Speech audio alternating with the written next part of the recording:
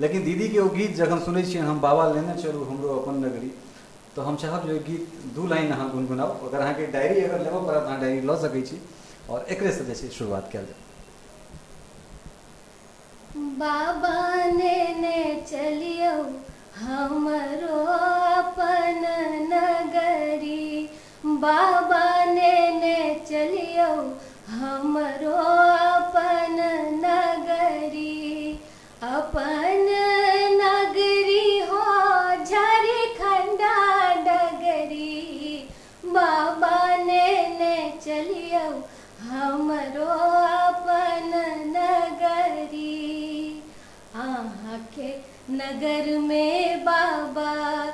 गंगा नहायब, आहाँ के नगर में बाबा गंगा नहायब, और बहारब आहाँ के देहरी बाबा,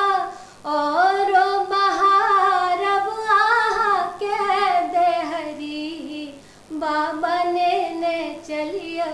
हमरो अपन नगरी, अपन नगरी हो झारखंडा डगरी, बाबा